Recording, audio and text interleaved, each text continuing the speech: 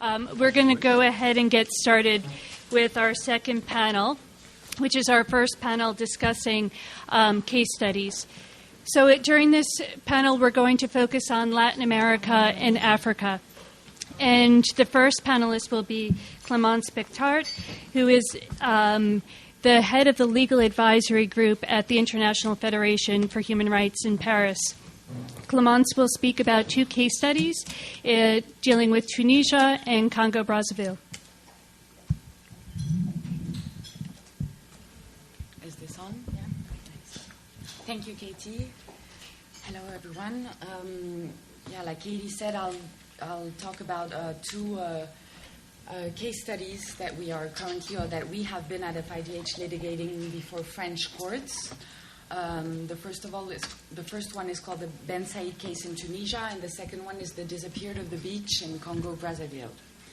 But first of all, perhaps let me answer two basic questions. Why use universal jurisdiction in both these cases, and why in France?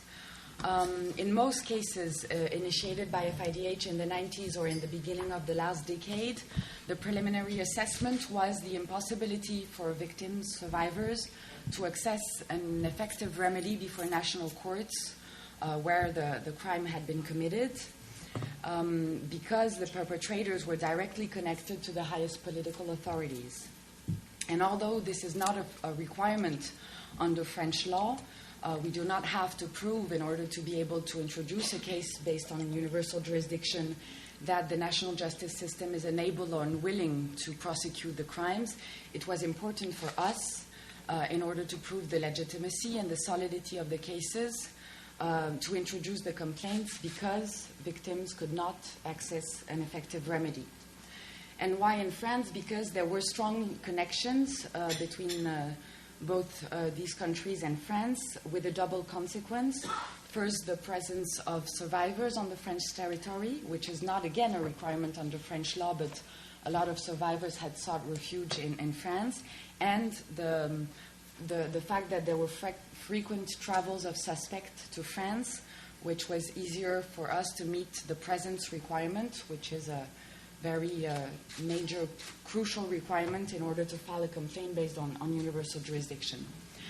I'll give perhaps a brief overview of what is the universal jurisdiction legislation in France. French legislation provides for universal jurisdiction over specified crimes that France has a duty to prosecute under international treaties, including torture. So torture is the main crime prosecuted in France, in accordance with the Torture Convention. And on this basis, 2 convictions have been issued by French courts, and about 10 cases have been investigated or are currently being investigated by investigative judges in France.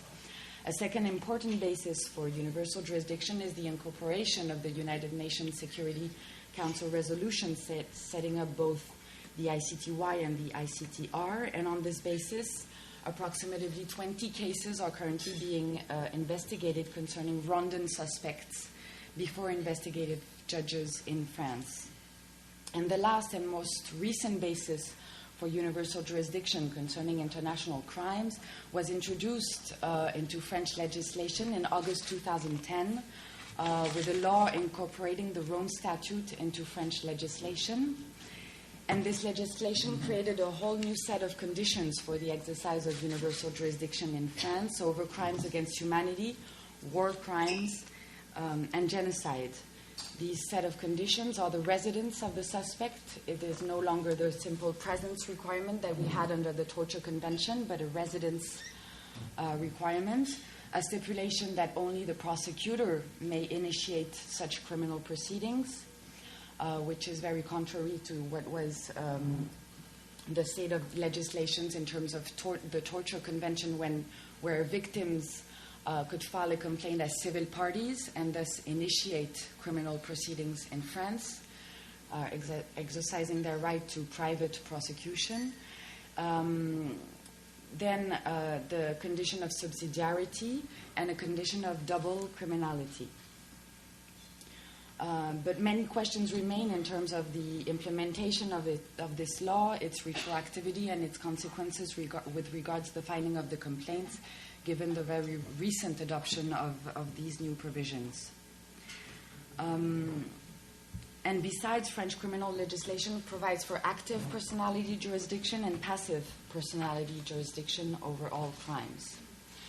The restrictions that were introduced in the French legislation incorporating the Rome Statute, what we have called the four locks that I've just described, in a context where legislation had been amended in Belgium in a more restrictive sense, in Spain, and has just been amended also in the United Kingdom, is very emblematic of what we have called a political attack against universal jurisdiction, which is currently being enacted in a great number of legislations, at least in Europe. Our advocacy work around the adoption of this law has enabled us to reflect a total miscomprehension by the French authorities of the philosophy of universal jurisdiction, very little knowledge of the good practices in terms of universal jurisdiction in Europe, and more knowledge about what did not succeed than what did eventually succeed. We could say that today the common characteristics of universal jurisdiction in France is the very central role of victims and NGOs, which can intervene, as I said, as partie civile. And this role of private prosecution is very key when we know the political obstacles that we had to face in a lot of these cases, and also given in a lot of these cases the impossibility to investigate on the ground. So in terms of collecting of evidence, the role of NGOs and victims as civil parties is very key in the success of the investigations. The other characteristic is the lack of political will of the French authorities to prosecute these cases, despite strong political stances by French authorities in favor of international justice and fighting against impunity. And the last characteristic is the possibility to have default trials in absentia. The suspects, the accused, having the right to be represented, but they can be trialed in absentia. So I'll talk about two specific cases, one that has led to a conviction 1 year ago, the Ben Said case in Tunisia, and the other which is still ongoing, the disappeared of the beach in the Republic of Congo. As for the Ben Said case in Tunisia, this case concerns acts of torture that were committed in October 1996 against a Tunisian woman who was arrested by the Tunisian Directorate of Territorial Security and transferred to the Djendouba police station, Djendouba being a city in the southeast of Tunis. The purpose of this arrest was to gather information on several individuals suspected of belonging to a religious circle, including the victim's husband, who had been detained and tortured in the same police station years before in 1991, and later had been able to sought refuge in France, and who had seeking political asylum in France. So this Tunisian woman was detained for 2 days, and she was then subjected to acts of torture. And among her tortures was Khaled Ben Said, who was at the time head of the police station. She was then allowed to leave and summoned to appear at the police station in the following days, but then there was no follow-up to her arrest. In October 1997, so 1 year after, she was able to join her husband in France and to seek political asylum. And in May 2001, she learned that Khaled Ben Said, her alleged torturer, was on the French territory in the capacity of vice-consul of Tunisia in Strasbourg. So she decided to file a complaint against Khaled Ben Said. A preliminary inquiry was initiated following this complaint, after which the French police officer in charge of the investigation contacted Ben Said and informed him that a complaint had been lodged against him by this Tunisian woman. and summoned him for a hearing in the police station in France. He was then able to escape, and he went to Tunisia, and the investigation went on with him having been able to escape back to Tunisia. So we managed to have the investigation opened, and finally, after 7 years of investigation, the indictment was issued in 2007, and the trial of Ben Said intervened in December 2008. He was represented by a lawyer, although he did not come back to France to face trial, and was convicted to 8 years imprisonment for having ordered acts of torture. The general prosecutor, the French general prosecutor, appealed this conviction, and an appeal hearing was organized in September 2010, so 1 year ago, and Ben Said, again represented by a lawyer, was sentenced in absentia, this time to 12 years imprisonment. I'll briefly talk about two main issues raised by this case. First of all, the very major political obstacles that we had to face.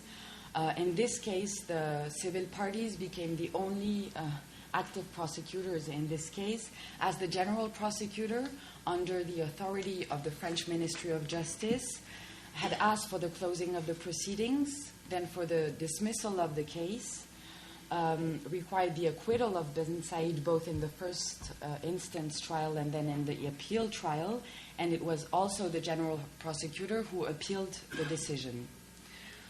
So we, as civil parties, had to again act as the main prosecution, had to bring evidence to the investigative judge, and had to fight against the arguments of the defense and also of the general prosecutor asking for the dismissal of the case. The second issue, interesting, was the outreach of the decision. The sentencing, the appeal sentencing intervened in September 2010, a few months before the uprising in Tunisia, which led to the revolution and the departure of Ben Ali. This was the first ever recognition of torture by an impartial and independent judicial authority concerning torture have been committed in Tunisia, and it was a very important advocacy tool for human rights defenders in Tunisia to ask for accountability in Tunisia. And the current situation right now is that Khaled Ben Said, when he flew back to Tunisia, was actually promoted inside the Ministry of Interior. And during the revolution, he was in charge within the Department of Internal Security of the repression during the December and January uprising. And there are currently investigative judges in Tunisia who are trying to convict Khaled Ben Said for having ordered this repression during the last uprisings. The French authorities, who were so afraid of this conviction and of having to assume diplomatically this conviction, are now very proud to say, and coming back to the new Tunisian government, saying we have this very important conviction, and now how can we engage in a constructive dialogue to be able to arrest Khaled Ben Said in Tunisia and be able to enforce the French sentencing as well as prosecute him for the crimes that he has allegedly committed during the revolution. So we have completely different political position of the French authorities, which is quite ironic for us. I'm afraid, that I won't have time really to get into the second case that I wanted to develop, but perhaps we'll have time to raise it during the discussions. Really sorry for having to wrap up the speech, but thank you. Okay, and I'm sorry that we're tight on time, but I hope that during conversation we can talk more. Next, we'll hear from Reid Brody, and I think Reid will build on what Clémence has talked about of the parties and lawyers having to work as investigators and having some patience in trying different fora to seek some kind of justice and accountability. Thank you, Katie. I wasn't here when Michael made his introduction, but I think he described a bit the Pinochet, the arrest of Augusto Pinochet, and how a lot of what we're doing here really flows from that case. We described the Pinochet arrest and the House of Lords decision as a wake-up call to dictators and tyrants, but really what it turned out to be was a source of hope and inspiration for victims and NGOs and people and lawyers like us. Working with Michael at the time, working as an international human rights lawyer, one was very accustomed to being right and losing, the Pinochet case was actually the first. Certainly for me, it was the first experience actually of winning. It was not just winning any case. This was the iconic, Latin American dictator, and it was a very heady experience. And at the time, after the Pinochet decision, I remember meetings with FIDH and Amnesty and ICJ and everybody figuring out what we were going to do with this wonderful precedent that we had, and how we were going to work to create many Pinochets. And we knew at the time that it was not going to be easy, that the Pinochet case was possible in many ways because the political stars were aligned. In the UK, you had a Labour government that was ready to actually carry out the arrest warrant, whereas previously that would not have happened, or in many other countries, I'm sure it would not have happened.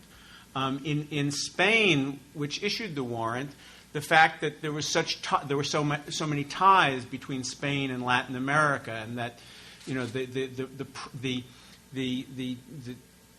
Pinochet was a household name in Spain, and he was there, the iconic kind of Latin American dictator, and the Spanish public reflexively supported Judge Garzón's efforts to bring Pinochet to justice, and each time the Spanish government tried to interfere with that, there was a reaction in the press and in the public. And so we always knew that it would require a lot of political effort to create other cases like Pinochet. At Human Rights Watch, we together with the other organization, we started looking at what other cases could be brought. And it was actually Peter Rosenblum who introduced me to Delphine Gerhaib, the head of the Chadian Association for Human Rights, who said, "Well, we have somebody in Chad who had committed, who's committed many more crimes than Pinochet."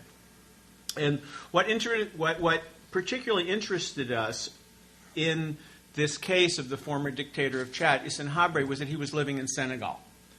And we felt that even at that time that if universal jurisdiction was going to be truly universal, that it could not just be the Englands and the Belgiums and the Spains of the world who would try people from their former colonies, but that African countries, Latin American countries, progressive countries in the developing world would have to step up to the plate. And Hissène Habré was the dictator of Chad in the 1980s. He had fled to Senegal.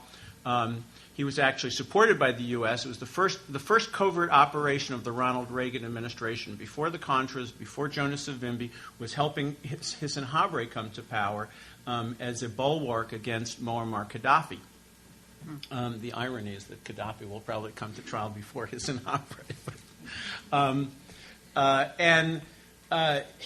After Habré was overthrown by the current president, he went to Senegal. And Senegal, for those of you who know Africa, is one of the countries that has ratified every treaty, that considers itself to be in the avant-garde of international law. They had ratified the Torture Convention. They had told the UN Committee Against Torture in their periodic report that if there was if somebody who was alleged to commit torture was in their territory, they had the legal tools to bring that person to justice, because treaties are automatically part of Senegalese law. And so, together with the FIDH and friends like Peter, we began to work with Chadian victims to help them go to Senegal to file this case. And this was in 1999. And I'm not going to give you 12 years of legal history. But to say that this case in many ways is an illustration of the difficulties of overcoming the diplomatic status quo to bring someone to justice. This is a former dictator who is not supported by his own government, who is not, but who did steal the contents of his country's treasury before he left the country, and has used that money to basically win friends and influence people in Senegal and to block the course of justice. In 2000, we brought the Chadi. We created a coalition with the FIDH, with local groups in Senegal and in Chad, and we helped the Chadian plaintiffs, the Chadian victims, go to Senegal and file a case. Much to our surprise, a judge actually indicted Habre and charged him with crimes against humanity and torture. This was February of 2000. At that point, we began to build the case. I should say, just parenthetically, that there were a number of other cases that presented themselves at the time that showed us how difficult this road was going to be.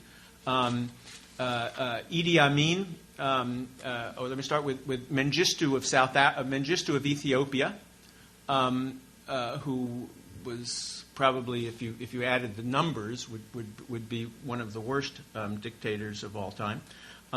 Is living in Zimbabwe and still is living in Zimbabwe. He went to South Africa for medical treatment from his home in Zimbabwe. Together with South African groups, we tried to pull a Pinochet on Mengistu. But the South African government basically hustled him back out of the country into Zimbabwe after 2 weeks. Saddam Hussein's right-hand man, Izzat Ibrahim al-Duri, a man whose signature is on orders to gas the Kurds in Iraq, went to Vienna for medical treatment. And together with Austrian groups, we tried to get the Austrian justice system to bring a case against him. There, too, the Austrian government, which had ties to Saddam Hussein's regime at the time, let him leave the country.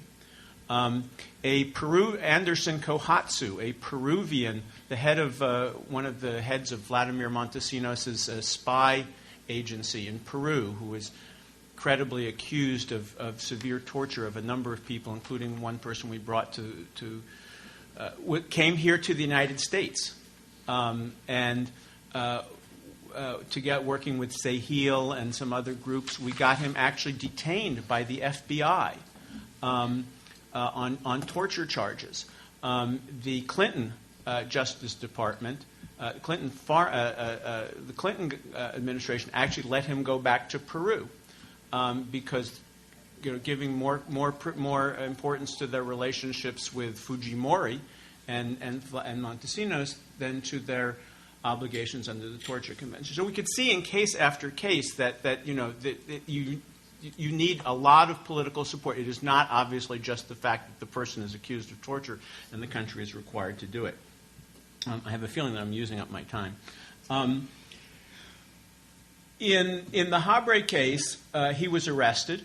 He was charged with crimes against humanity. But then the he started to use his money to corrupt the system. The Supreme Court of Chad ruled that even though the Supreme Court of Senegal ruled that even though Senegal had ratified the Torture Convention and treaties are automatically part of the law of the land, that doesn't apply to criminal law, and that since Senegal had not incorporated universal jurisdiction over torture into its criminal procedure code, that it could not prosecute him. By that time, we saw the handwriting on the wall, and we went to Belgium and helped the victims file a universal jurisdiction complaint under the former Belgian law. Is Daniel Bethlehem still here? The law that he unsuccessfully defended in the arrest warrant case. In any event, there were a number of Belgian of Chadian victims who had become Belgian nationals. It wasn't required under the law, but politically it was. It seemed important for political reasons to have those Belgian citizens. We filed the case in Belgium under the former Belgian law of universal jurisdiction. A Belgian judge took up the case, investigated, went to Chad, went with the police team to Chad. In the meantime, and this goes back to what you were talking about before about having the victims put together the evidence, we actually discovered the files of Hissène Habre's political police in an abandoned building in Chad, and those files, which are now on CD-ROM, show 12,321 different victims of torture and other abuses, 1,208 people who died in Hissène Habre's jails. We gave all that to Patrick Ball of the AAS, who was able to actually create an image of how many people were in jail each day, of how many people died each day under Habre, of who gave orders to whom, and really to buttress the testimony that we collected from hundreds of victims. The Belgian judge then moved forward with his investigation. At that time, the Belgian law, though, of universal jurisdiction came under attack. And this is the same thing we're hearing about in England today. It's the same thing we heard about later in Spain. The Belgian law was great when it was being applied to Rwandans and to people in Central America. But once cases were filed against people like Ariel Sharon, against George Bush father, then the law became too cumbersome. And Donald Rumsfeld came to Belgium and said that if officials of NATO countries cannot feel comfortable coming to NATO headquarters in Belgium without worrying about getting a lawsuit filed at them, then maybe NATO headquarters would have to be moved somewhere else. Within 2 weeks, the law got changed. Somebody in the Ministry of Justice said, "Reed, now I know what it feels like to work in a banana republic." They not only made us change the law, they watched us and watched to see how we changed the law. This is something we can go into later, but we saw the same thing in Spain recently. After Belgium, Spain had the best universal jurisdiction law in the world. And it was great for Pinochet, it was great for the Jesuits, it was great for Western Sahara. But once cases were filed against China for Tibet, against Israel for Gaza, against the United States, then that law, too, was curtailed. And we see, actually, through WikiLeaks, that even under the Obama administration, the U.S. has put pressure on Spain to drop cases filed for Guantanamo and elsewhere. I will fast forward here on the Habre case. Belgium, in 2005, finished its investigation, requested Habre's extradition. The president of Senegal said, not so fast. He went to the African, the Senegalese courts said, basically passed the buck to the president of Senegal. The president of Senegal went to the African Union. He asked, Robert Mugabe and Omar el-Bashir what they should do with Hissène Habre. We were very fortunate to have a sympathetic secretariat at the African Union that created a legal committee that looked at the legal obligations here and that said, well, Senegal, if you don't want to send him to Belgium, Senegal, you have to try him. Senegal agreed officially to prosecute Hissène Habre on behalf of Africa, then spent the next 4 years basically saying they wouldn't do it until they got all the money. We got them all the money. Hissène Habre then went to the ECOWAS Court of Justice. We filed all these amicus briefs, Clémence and I, before this court that I didn't even know existed, and saying that he could not be tried on the basis of new legislation, an argument that, of course, carries no water under international law, except that the ECOWAS Court of Justice found that it did carry water, and said that under international law, you could not apply retroactive legislation even to crimes against humanity unless you created an international court to do so. We then worked with the African Union to present Senegal with the plan for an international court, which it rejected. And even the African Union has now gotten fed up with Senegal and said to Senegal that it would either have to prosecute or extradite Habré right away. This summer, the president of Senegal announced that he was sending Habré back to Chad, which is something that neither the victims nor human rights groups nor even the Chadian government wanted to see happen. And we were able to get them to call that off. Belgium has filed a case before the International Court of Justice to require Senegal to prosecute or extradite Habré, and that case is now pending. Belgium has filed another extradition request, which is also now pending. So 12 years later, Hissène Habré is still in Senegal. The evidence against him is very clear. We've got the International Court of Justice, the ECOWAS Court of Justice, the UN Committee Against Torture, which I didn't mention, and pretty much every political body out there trying to put pressure on Senegal to do this. And yet, up until now, it hasn't happened. We've spent a lot of time bringing the Chadian victims to Senegal. We discovered Senegalese victims of Hissène Habré. Just yesterday, there was a march in Dakar in favor of bringing Hissène Habré to justice, organized by the Senegalese victims in his neighborhood and things. And yet, it has not happened. And I think it's a cautionary tale that these cases have to be fought out politically, and even then, it's not so easy. Sorry. Thank you. Next, we will hear from Patty Blum. We're going to be switching now to Latin America with Patty and Wolfgang Cloch. Patty will be talking about El Salvador and searching for justice, primarily in Spain. Hi. I will be picking up on a lot of the themes that we've heard many of the other speakers mention, and that cautionary tale is giving me a bit of an anxiety attack. I hope this air case doesn't take quite this long. My talk is to explore why the case of the massacre of 6 Jesuit priests, their housekeeper and her daughter, which occurred in El Salvador in November of 1989, should be heard in the Spanish National Court in 2011. And I would define the road to Spain as following along 2 paths which ultimately converged.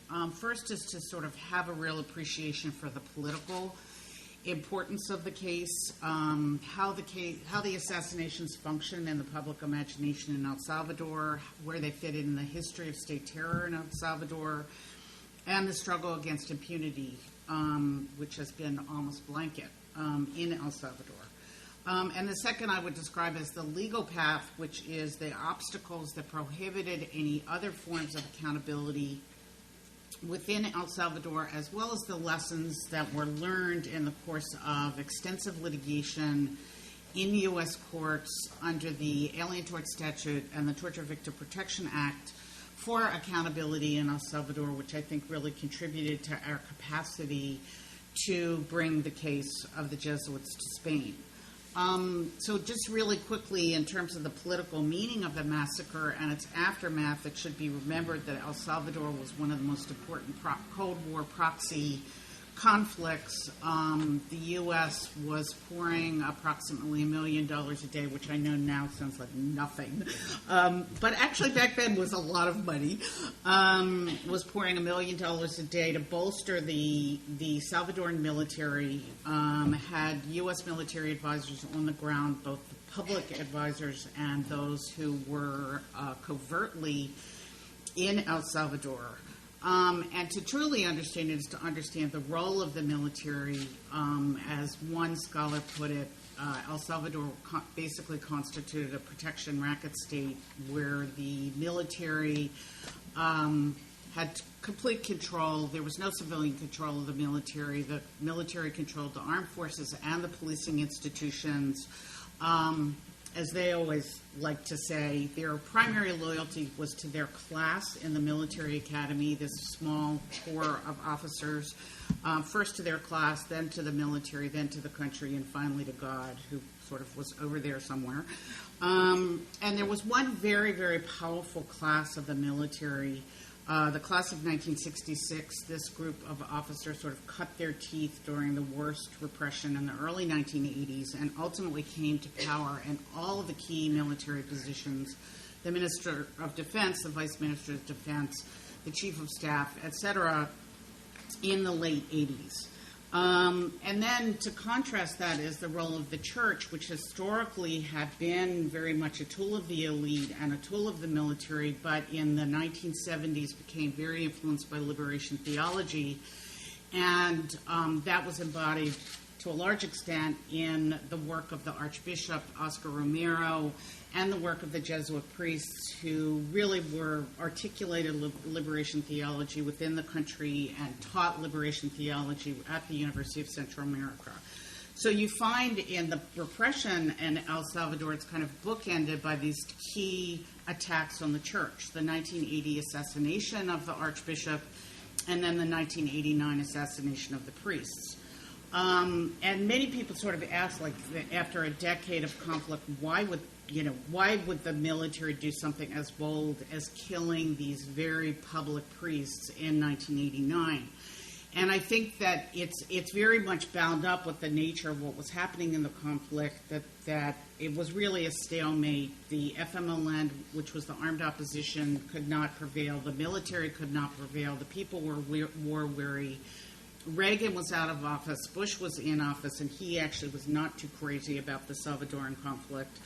And it created an opening for negotiations, and into that opening came Ignacio Ellacuría, who was the director of the University of Central America, who was the primary go-between between a small group of progressives, I use that definitely in quotes, in the military and the titular government of El Salvador and the FMLN, and they were slowly but surely moving towards a peaceful resolution of the conflict. However, the primary demand of the FMLN was the removal of this layer of power, of this class, this Tundona of 1966, that these guys had to go and there had to be civilian control of the military. And this was really what could not be tolerated by, these guys and their protection racket way of looking at the country. And one of the responses to that was a major bombing carried out by the military against the Federation of Trade Unions in October of '89. And at that point, the FMLN called off the negotiations and moved fairly quickly into a major offensive. And the offensive then both displayed how effective the FMLN was, but also how much of a stalemate really existed, and also became the cover for the criminal conspiracy to kill the priests. Everything was organized into this whole city of San Salvador because of the attacks by the FMLN was organized into security sectors. And the University of Central America was in the same security sector because of proximity to the Ministry of Defense, to the Defense National Intelligence Agency, and a colonel named Benavides was put in charge of it. In addition, they took total control over the airwaves. They were spewing hate propaganda against the priests. They instituted a state of siege. There was a curfew. The university was shut down. 2 days before the killings, there was a reconnaissance mission carried out onto the campus to ensure that Ellacuría was present. And then in a series of meetings that occurred the day before the assassinations, the plot was finally hatched to essentially kill Ellacuría and, quote, leave no witnesses, which was the specific order. This was passed down through the chain of command to Benavides. He passed it down to people subordinate to him, to special commando troops that had been brought into the center of the city to carry out the operation.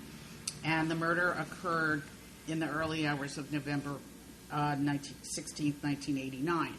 In addition to the assassination itself, which was made to look like it was carried out by the FMLN, and the government and the United States went along with this grossly ridiculous lie for many, many months, there was an extensive cover-up. There was destruction of evidence, statements were falsified, there was never a serious investigation, and it was only after one of the U.S. military advisors who had this literally attack of conscience on Christmas Day and called his sister, who was a CNN reporter, and described the fact that a confession had been made to him by his counterpart in the military.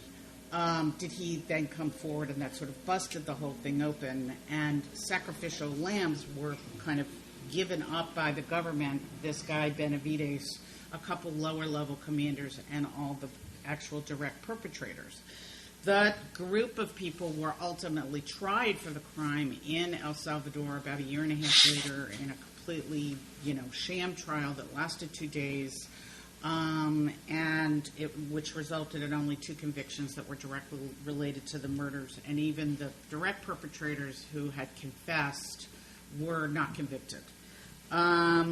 Ironically, what happened was that this crime, which was carried out to prevent a peaceful settlement of the conflict, led to a peaceful settlement of the conflict because the crime was so outrageous and there was such an international firestorm after the crime that there was a tremendous amount of pressure to negotiate, which ultimately led to a settlement in 92. A truth commission was created as part of that settlement, a UN-sponsored truth commission, which reported in 93. Within days of the truth commission report, the right-wing controlled legislature passed one of the broadest blanket amnesties of any country in the world that have passed an amnesty, which basically immunized everyone on both sides of the conflict from any future criminal liability. The couple guys I mentioned who were convicted were immediately released because of the amnesty. So these killings remained one of the most notorious of all the murders in the conflict. The fact of a cover-up, the destruction of evidence, the sham trial, the release on amnesty meant total impunity for these crimes, and it was emblematic of the impunity for all crimes in El Salvador. So I think in terms of some of the issues that were raised about criminal accountability became a goal because there was such a complete absence of criminal accountability. In terms of the legal path, immediately following, literally within a day of the assassination, a case was filed at the Inter-American Commission for Human Rights. It took 10 years to decide that, but ultimately the Inter-American Commission found that Salvador was in violation of its duty to investigate, prosecute, punish, to reveal the truth, that the Salvadoran amnesty, both in the context of the Jesuit case and several other cases which also have been brought before the Inter-American system, found that the Salvadoran amnesty was in violation of international law. As a consequence of this, the Human Rights Institute of the University of Central America that had brought the case before the Inter-American Commission took a case to the Salvadoran Attorney General's office, to the public prosecutor, against the so-called intellectual authors, that is, those who ordered the murder in the high command, to try to force the hand of the Attorney General's office to prosecute in El Salvador. That ended up failing, although there was a decision of the constitutional chambers of the Supreme Court of El Salvador which seemed to indicate that crimes against humanity could not be amnestied.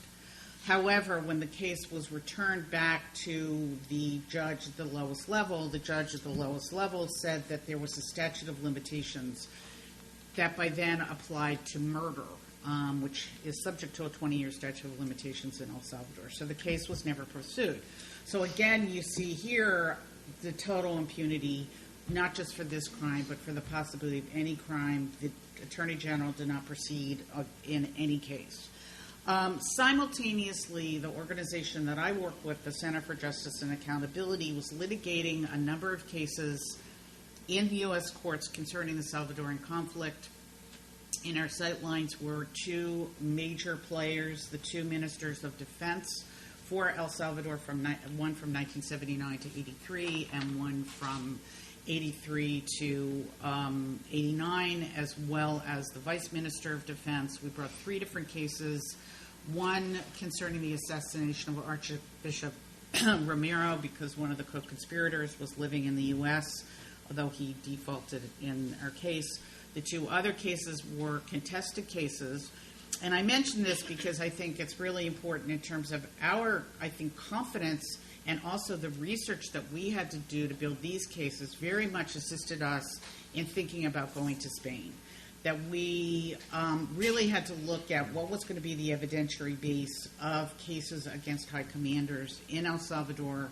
And one of the main sources of information, because we haven't had the benefit of a cache of documents like Reed just described, or that exists in Guatemala and some of the other places where local police files have been identified, we've had no access to anything in El Salvador, is that U.S. government documents have been one of the most important sources of evidentiary basis for all of our cases in the U.S. and now in Spain, which is incredibly ironic. Which is that after the UN Truth Commission, the U.S. was pressured to declassify a huge set of documents that related to their, involvement in El Salvador. And we have systematically been going through those documents with the National Security Archive, which is an excellent NGO that's been, very much responsible for this declassification process, seeking further declassification. As recently as March of this year, a number of binders related to the Jesuit case were disappeared from the Library of Congress. And it was only because of the pressure brought by National Security Archives that these binders were mysteriously returned to the shelf in the Library of Congress. So, we see that the U.S. involvement in El Salvador, which, I framed this by in the beginning, it continues to be a major factor because of the importance of this U.S. documentary evidence. And I'll explain in another second another U.S. piece to it. So I think, like others, we were very much, caught up in the so-called Pinochet effect, very specifically in terms of looking to Spain as a forum because of the 6 priests, 5 were, in fact, Spaniards.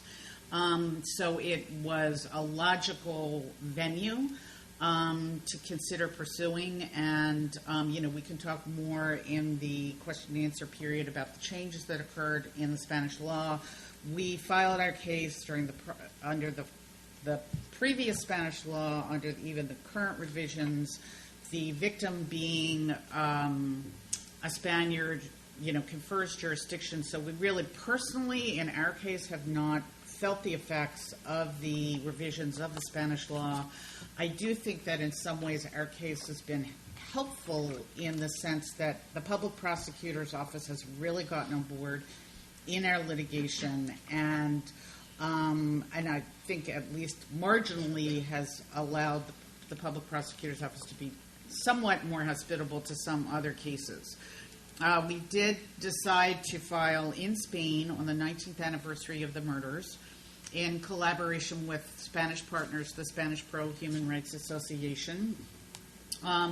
We charged the perpetrators and the commanders under crimes against humanity and cover-up of crimes against humanity, both of which were crimes in Spanish law as part of the implementation of the ICC, as well as state terrorism and murder. As Clémence has described, in France, it's the same situation in Spain, as civil parties to the litigation are so-called private prosecutors. We have a tremendous amount of influence on the judge and on the proceedings. And after the case was formally open for investigation and supported by the public prosecutor and assigned to Judge Velasco, who probably we'll hear a little bit about this afternoon as well, as he has one of the U.S. cases, he ordered a number of evidentiary hearings. We presented testimony of experts. We've presented testimony of fact witnesses. We've presented thousands and thousands of pages of documents, including declassified docs.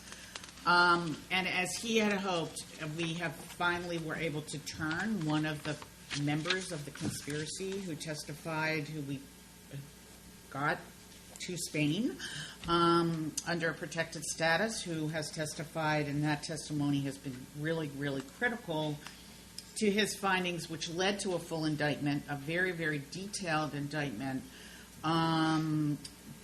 talking about the political context of the crime, detailing the conspiracy, and making a ruling that the prior trial in El Salvador was a sham and would have no res judicata effect at all, and that he wanted to include within the indictment everyone who had been tried previously in Spain. And as a result, a first set of arrest warrants were issued. Now, this included arrest warrants for one of the defendants who happens to reside in the United States, who was the Vice Minister of Defense for Public Security, who gave a public interview about, a few days after the warrants became public in El Salvador for the Salvadoran defendant, saying, well, I've been living in the United States for 10 years and no one really seems to care about me, so I guess I'm fine.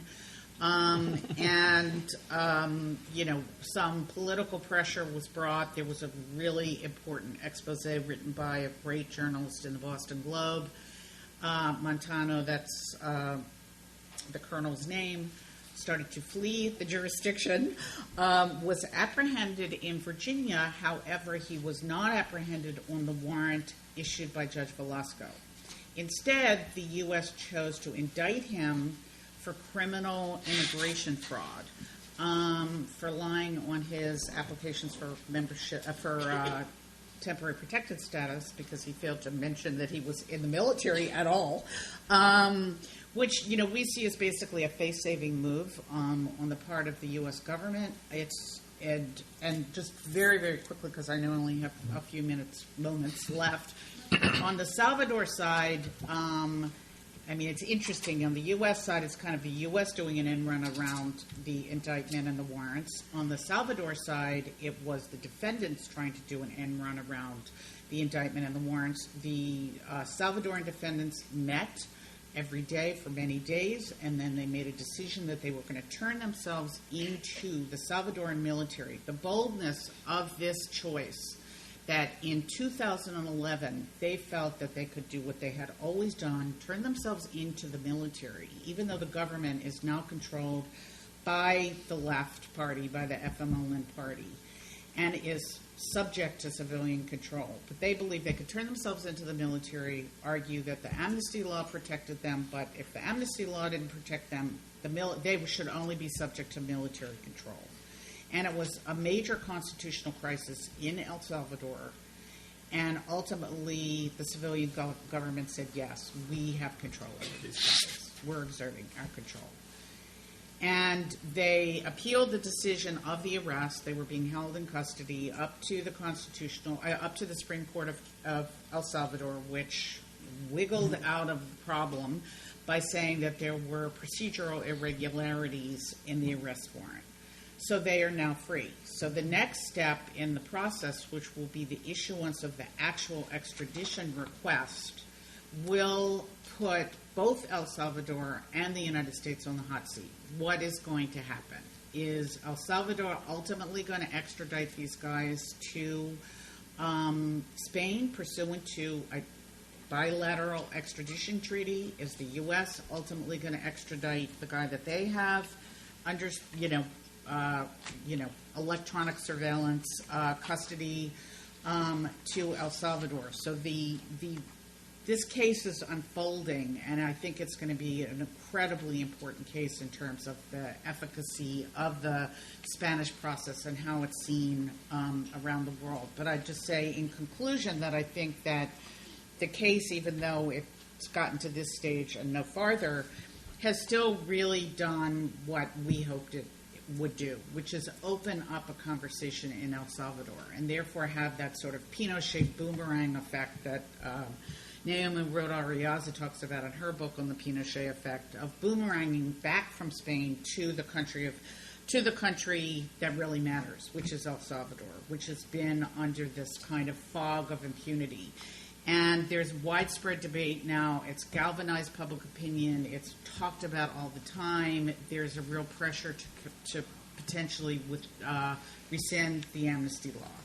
And so it will be a real test, both politically and legally, in the U.S. and in El Salvador. I just really quickly, a postscript, which is to say that the CJA is also the lead counsel on another case in Spain concerning the genocide against Guatemalan Mayans in the 1980s. And I wanted to just mention a little tidbit that's just been the most recent positive development in that case, which is that after putting new evidence before the judge, Santiago Petras, about systemic gender-based violence that characterized the genocide, a very hidden part of that history, a part of it that really has not been talked about at all, Petras ruled that he would conduct further investigation of mass rapes and gender violence as part of the strategy of the genocide. And so that has now been incorporated into the Guatemalan genocide case, which I think it's the first time that gender-based violence is really a focus of one of the Spanish national court cases under universal jurisdiction. Thank you.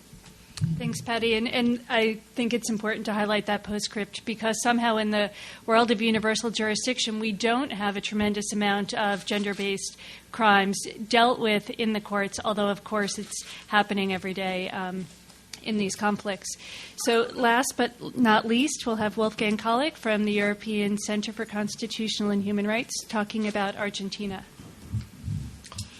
Thank you, Katie, and thanks also to the organizers for holding this conference and for inviting me. I'm glad and proud to work with CCR since 1994. We brought cases in Spain, in France, in Germany, and in Switzerland against Rumsfeld and others who are involved in the U.S. torture program. I'm even more happy to have the opportunity to talk today about more positive experiences in the Argentinian cases. One of the privileges of a human rights lawyer is not these conferences, this is nice, but what really brings you forward, what really was decisive for my life were encounters with persons who lived these situations. In my case, it was the German head of the Madres de Plaza de Mayo, Ellen Marx, Holocaust survivor, her family died was killed in Germany, and she lost a daughter. One of her daughters was disappeared in Argentina, and I learned incredibly lot from her and from her group. And two things are really worth to be reported here. One is they had this revolutionary patience without this revolutionary gestus, which is normally, which Western revolutionary or so-called have. So they pursued their goal of fighting impunity through all these years without really stopping, but also without really making a big thing of their persons, of their personality. They didn't play themselves so much in the foreground. So that was the one thing, and the second thing is they had somehow like a somehow existentialist approach. What they were saying is, no matter how a situation looks like, there are certain things that have to be done. And that was for me quite important, because in 1998, that's when we started with this work, a year before Pinochet. In 1998, the situation didn't look very good in Argentina or regarding the Argentinian cases. We had a situation of impunity of the dictatorship crimes. As you all know, the dictatorship in Argentina was one of the bloodiest of that decade in the 80s. Between 76 and 83, 30,000 people had been disappeared, 10,000 had been tortured, and many more had been forced into exile. What made Argentina already like a remarkable country was the trial against the junta in 85 and 86. It was the first country which really made it without any pressure from abroad, without any intervention. They organized this trial against the head of the military coup, the junta leaders, and they convicted them. But shortly after that, the military put the new government under pressure and released a number of amnesty laws. That was in 86 and 87. So from 86 to 87 until 1998, there was a situation of nearly complete impunity of this dictatorship crimes. And this is where we started. Actually, the Spanish organization started. There was this case in Spain, which triggered later on the Pinochet case, started in 1996. There were cases in France, in Italy, because many of the victims in Argentina had double citizenships. They were Germans, they were French, they were Spanish citizens. And that gave us the opportunity to file cases in our countries. And that's what we did. Actually, and there we needed this experience that something has to be done, and that you shouldn't have too many doubts in a moment when you file the case, because you don't know what happens. You have to take the situation as it is, and you have to organize everything that in case of lucky conditions, of lucky coincidences, you will have the success. And for me, I was lucky enough to make this experience in my very first set of cases. I'm not sure if I would be as optimistic if I would have started with the Rumsfeld cases, but still.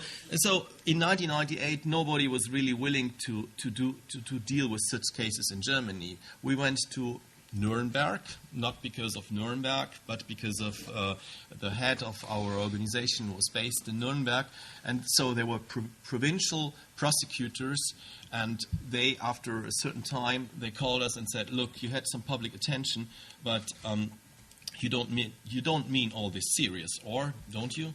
And so we told them, "Yes, sorry for you. We mean it serious." And our first success was we got applauded by the punks in Nuremberg and by the Kurds, because the prosecutor had too much to do with our cases and couldn't prosecute the punks and the Kurds anymore. And it took 3 to 4 years until they really dealt with the cases. They really investigated the cases. They heard like 80 witnesses in the German embassy in Buenos Aires, and also back in Nuremberg. And after a while, they released arrest warrants amongst others, against Videla and Suarez Mason. And Germany pursued the arrest warrants and demanded the extradition of those militaries in Argentina. And that all led to a situation which was already described by Patty. Patty told you about the theory of Naomi Arias's, the Pinochet effect. It's not so much. It was never so much about having Videla really in Nuremberg. Actually, we wouldn't. I don't know. I don't even imagine what we would have done if he really would have ended up in Nuremberg. It was always about fighting impunity in Argentina itself. And so, what was attractive for us was from the very beginning on, we had a very close relationship to the Argentinian Human Rights Organization, and we always consulted the next steps. And it was always, for us, it was always important to hear their opinion, and then we decided after having considered their opinion. And it's even until today we maintain our activities in Argentina, because they say it's important to have this atmosphere of that you are willing and you're able to prosecute if nothing happens in Argentina. But something happened in Argentina, and that it was in 2005. You all know about it. The Supreme Court annulated the amnesty laws, and then a new series of, and maybe one of the most important series of dictatorship trials opened. So far, we have nearly close to 200 judgments against militaries, against military officers, against police officers, amongst them the leadership. So they had a top-down approach. They convicted torturers, or they convicted commanders of camps, of torture camps, but they also convicted the leaders, amongst them Videla, who is now again on trial. And that has three reasons were decisive for this situation in Argentina. One, of course, are the political conditions. Like in the cases Reed and Clémence mentioned, the political conditions are important. So what made the political conditions special in Argentina? First of all, time has passed. It was several decades after the dictatorship that the trials were reopened, and of course we had a President Kirchner who was willing to judge, who was willing to reopen the trials. But there were two other very important factors. One is the strong human rights movement in Argentina, because without the human rights movement, without, and in the center, of course, the Madres de Plaza de Mayo, nobody would have cared anymore about the dictatorship trials. And they pursued the whole period from 1983, after the redemocratization, until the beginning of the 3 minutes. I was told I have 15 minutes, Katie. And so the strong human rights movement, which used all political and legal tools to fight the situation of impunity. And the second important factor where we can learn from Argentina is they used all legal tools, from the domestic prosecution to the regional level, the Inter-American system, and to the transnational tools like the Alien Tort Claims Act and our universal jurisdiction universal jurisdiction cases. It sounds like a nice story, but there are a lot of buts in this story. The first but is Alan Marks couldn't be in the courtroom when the trial, because of the murder and the disappearance of her daughter, began, because she passed away, like many others of the mothers who pursued this fight for years. And there are, of course, a lot of other buts. I only mention a number of questions. Can there be any justice after something like Auschwitz, after something like what happened in Argentina? Then the Robert Jackson saying, how can we establish incredible crimes by credible evidence, means that the criminal trial as such is not appropriate for this kind of trials. But moreover, and this is about Argentina, moreover, what is really difficult is trying to, and that's the core of the criminal trial, is try to individualize crimes which are committed by a system, by a structure. And this can be a cheap possibility for many other actors who are involved in these crimes to exculpate themselves. And that's what happened in Argentina. In Argentina, we have a number of retired police officers and military officers on trial. But the political and economical project of the dictatorship, the neoliberalization of the neoliberal model in Argentina is untouched. No corporations have been held accountable, and they had been involved in the dictatorship trials. I mentioned only two: Ledesma, a sugar company, and our company, Mercedes-Benz, were involved in the disappearance of trade unionists. So until now, we have partial impunity in Argentina. But still, the account is positive. First of all, nobody can imagine that how important the reopening of the trials was for the victims.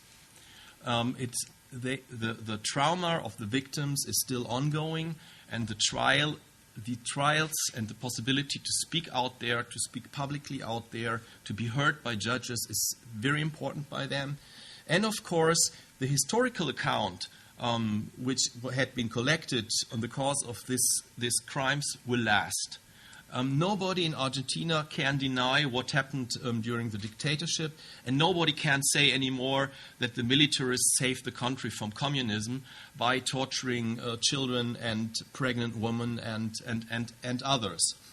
What lessons can be learned from Argentina?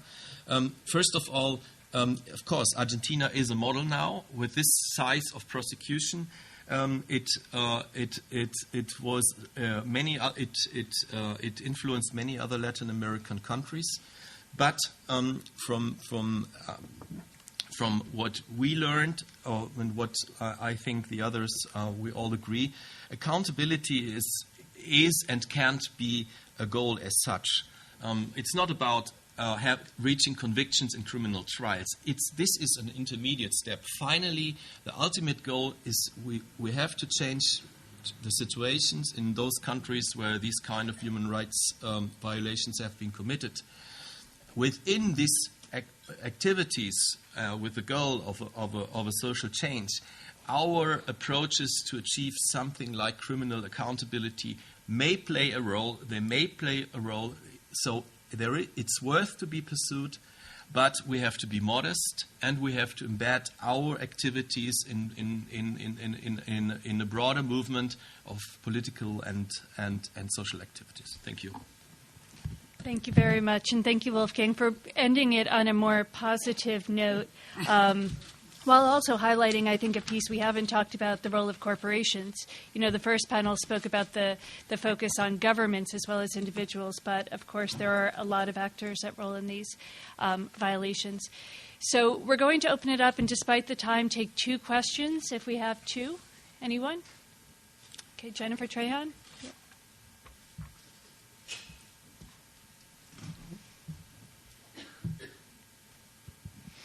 Thanks, Katie, and thanks for the terrific panel discussion.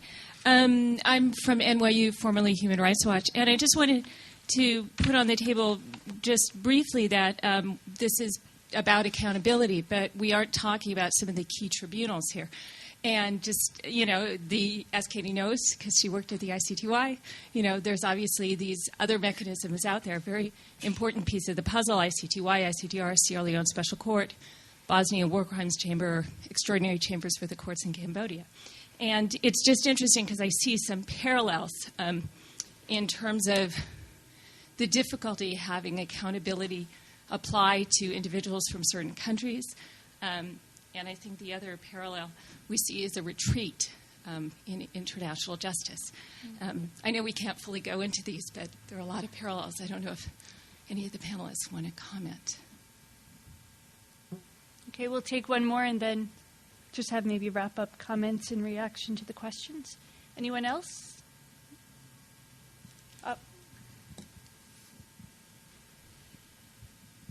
Hi, my name is Annette Martinez from the Center for Justice and International Law. And I just, Sahil, that is, I would like you to comment a little bit about the Inter-American system and the Inter-American Court, and how the role of the Inter-American Court and its decisions has had a toll on accountability processes in Latin America. The specific case of Peru, for example, and the case of Fujimori, that we didn't necessarily needed to bring him outside of the courts of the national courts for it. We'll start with you, Wolfgang. Yeah, that's. Thank you very much. That's indeed very important to remember that not only universal jurisdiction cases in Europe triggered national prosecutions in Latin America, but also the intelligent use, the strategic use of the inter-American system triggered the important wave of prosecutions in Peru. So what's important for us, when we discuss with organizations who represent victims, is to have all tools in mind, not to go, for a particular, for Alien Tort Claims Act or for a universal jurisdiction complaint in Europe, because this, as Clémence and all the others said, these tools are under attack. We have to be more creative, and we have to use all tools available. And so in this sense, Peru is an outstanding example that you don't have to go to Europe to achieve some kind of justice in your own country. Just in terms of El Salvador, the Inter-American Commission, I think, is becoming increasingly important. I think previously, and as I described with the Jesuit case, it took 10 years to get to a resolution. The Inter-American Commission and the court, I think, need more resources, but I also think NGOs need to be putting more pressure on them to move cases more quickly.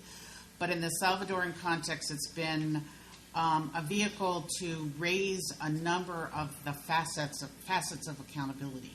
So, for example, one of the most recent cases of the Serrano sisters, which is a case of 2 children who were disappeared, was able to be a vehicle to raise that same issue that has been so prominent in the discourse of Argentina about the children of the disappeared, and has led to the inter-American system taking more initiative around what should be the reparative aspect of dealing with that case. So while it can maybe, in some of the examples, for example, Peru, may stimulate criminal justice, I think one of the key capacities of the inter-American system is to stimulate reparative justice and to come up with creative ways to think about reparations, not just as monetary compensation, but as things like the creation of a DNA bank, the creation of the requirements of rehabilitation for victims, etc. Okay, Clémence or Reed, any final thoughts on the retreat of international justice or the? Yeah, I don't think that international justice is in retreat. I think it's just very uneven. If we look at, you named all of the courts that are trying cases. Charles Taylor. Qaddafi. It's very uneven. This afternoon we're going to talk about, the 2 cases. United States and Israel, not the only ones. Russia, Chechnya, and things. But it's very uneven. It's very political. I described what happened in the Spanish law, and the Belgian law, and in the UK law when they tried this. The ICC, as we know, and it's not the ICC's fault, but it's the way the international system is set up. All the ICC cases are in Africa. But I think, our job is to try to level that playing field. And our job is, it doesn't mean that we shouldn't be prosecuting Hissin Habre or the Jesuits or people in Argentina, but our job is to try to point out the inconsistencies in the system and to press very hard for Rumsfeld and for Bush. And it's very interesting. I was talking to Human Rights Watch put out a report that George Bush should be prosecuted, and Donald Rumsfeld.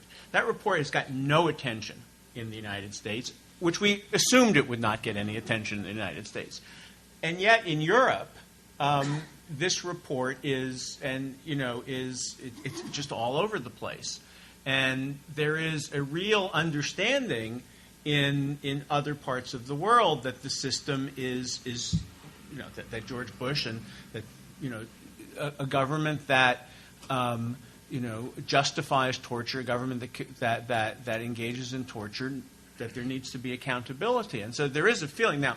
Obviously, that doesn't mean that when push comes to shove, as we saw, as Wolfgang knows, each country that has had to deal with it, whether it was Germany or France, essentially behaved like a banana republic in the face of American pressure. But I think there is this push, and there is this understanding in the world that justice has to be justice for all. Yeah, just one very quick comment on what was just said. I think we're all very much aware that universal jurisdiction is only one part of a wider picture and a wider puzzle.